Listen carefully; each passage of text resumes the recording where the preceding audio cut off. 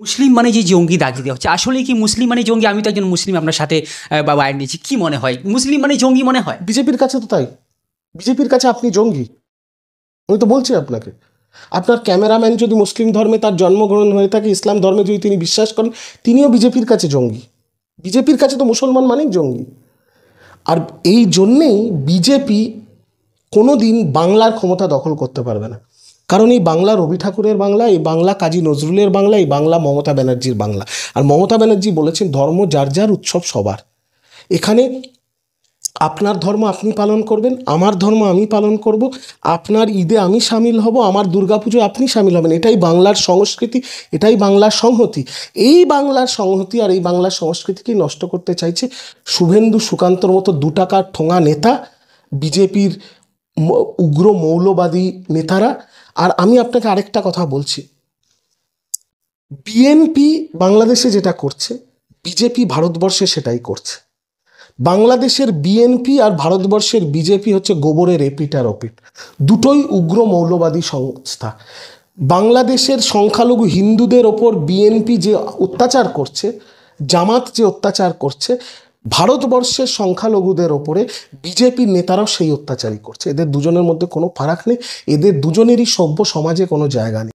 বিজেপির প্রধান রাগ হচ্ছে মুসলমানের ওপরে, এরা মুসলমান বিরোধী। কিন্তু অদ্ভুতভাবে আপনি একটা জিনিস দেখবেন, ঠিক ভোটের আগে বিজেপির সর্বোচ্চ নেতা নরেন্দ্র মোদী থেকে শুরু করে অমিত শাহ থেকে শুরু করে জেপি নাড্ডা, এরা মুসলমানদের থেকেও বড় টুপি পরে মসজিদে চলে যায় ভোট চাওয়ার জন্য। এনিওয়েজ, আর এখানে শুভেন্দু অধিকারী বলছে মুসলমানরা আমাদের ভোট দেয় না, আমরা ওদের ওখানে প্রচার করতে যাবো না। এতটা মুসলমান বিদ্বেষী, যেখানে দেশের সংবিধানের 26 নম্বর অনুচ্ছেদ বলে দিচ্ছে এটা ধর্মনিরপেক্ষ রাষ্ট্র। তো এটা বিজেপির ডিএনএতে আছে, বিজেপির চরিত্রতে আছে, কিছু করার নেই। বাবরি মসজিদ শহীদ করার থেকে শুরু করে গোধরা 2000 সালে রাজ্য পরিচালিত গণহত্যা থেকে শুরু করে সব কিছুই বিজেপি করেছে যেটা মুসলমান বিরোধী। এটা প্রথমে বুঝতে হবে, 1। আর 2 হচ্ছে, কিছুদিন আগে মুর্শিদাবাদে আমি একটা খবর দেখছিলাম, আপনাদের মতো পোর্টালি, মুর্শিদাবাদে 2 জন জঙ্গি মুর্শিদাবাদে রেল ট্র্যাকে বোমা ফেলতে গেছিল, তারা পুলিশের হাতে গ্রেফতার হয়েছে। এবং তারা হিন্দু ছেলেপুলে, দুজনই হিন্দু, কিন্তু সেটা নিয়ে কোনো সংবাদ মাধ্যমে চর্চা হয়নি। কারণ বিজেপি মোটামুটি বাংলার যতগুলো গণমাধ্যম বা সংবাদ মাধ্যম সেইগুলোর মাইনে দেয়, তারা তাদের শিরদাঁড়া বিক্রি করে রেখে দিয়েছে বিজেপির জমিদারদের কাছে দিল্লিতে। দুর্ভাগ্য সেটা আমাদের।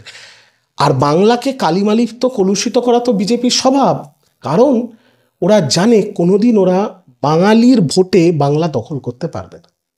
তাই সন্দেশখালি থেকে শুরু করে আরজিকর থেকে শুরু করে বিভিন্ন জায়গায় বাংলার মহিলাদের সম্মানকে এরা কলুষিত করতে চায়, বাংলাকে কালিমালিপ্ত করতে চায়, বাংলার সরকার, বাংলার প্রশাসন, বাংলার পুলিশকে গালাগাল দেয়। কারণ এরা এদের রাগটা প্রকাশ করে, কারণ এরা জানে কোনো দিন মানুষের ভোটে এরা বাংলা দখল করতে পারবে না। দেখুন, সেই অর্থে দেখলে তো বাংলার সবচেয়ে বড় জিহাদি, বাংলার সবচেয়ে বড় জঙ্গির নাম শুভেন্দু অধিকারী, যে বাংলাকে অশান্ত করার চেষ্টা করছে, রোজ তার সাম্প্রদায়িক ভাষণ দিয়ে অসাংবিধানিক কার্যকলাপ করছে এবং নোংরামি করছে।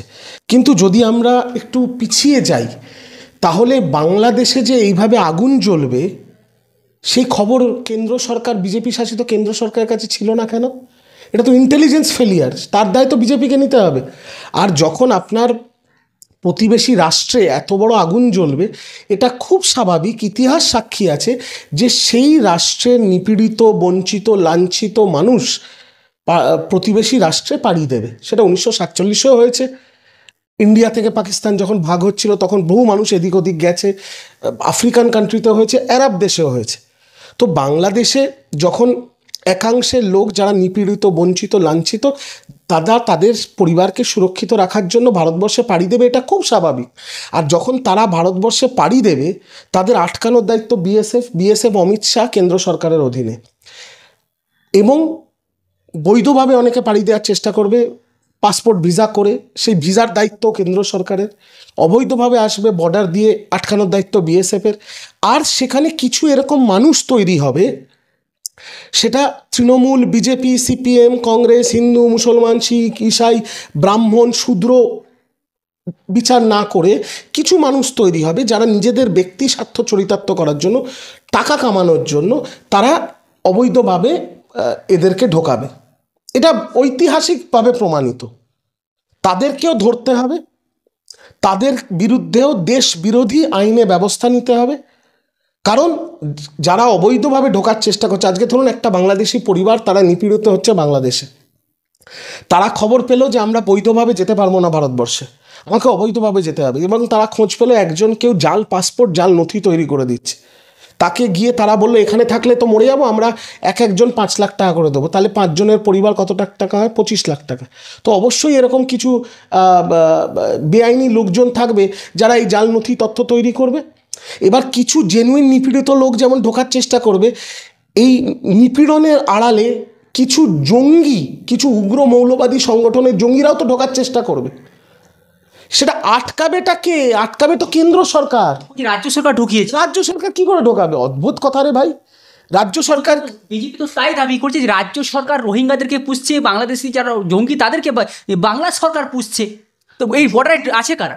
যদি রোহিঙ্গাকে তৃণমূল সরকার পোষে, রাজ্য সরকার পোষে, আর যদি বাংলাদেশি জঙ্গিদের রাজ্য সরকার ঢুকিয়ে থাকে, তাহলে অবিলম্বে আর 1 সেকেন্ডও মানে অপেক্ষা না করে অমিত শাহর অবিলম্বে কান ধরে পদত্যাগ করা উচিত। তাহলে ও স্বরাষ্ট্রমন্ত্রী হয়েছে কি কারণ? তাহলে তো রাজ্য সরকার কেন্দ্র সরকার থেকে অনেক বেশি ক্ষমতাবান। বর্ডার সিকিউরিটি ফোর্স আমরা কন্ট্রোল করছি, তাই তো? তাহলে তো অমিত শাহ বসে আছে কেন চেয়ারে? নির্লজ্জর মতন। চোখে যদি সামান্য লজ্জা থাকে তাহলে পদত্যাগ করা উচিত।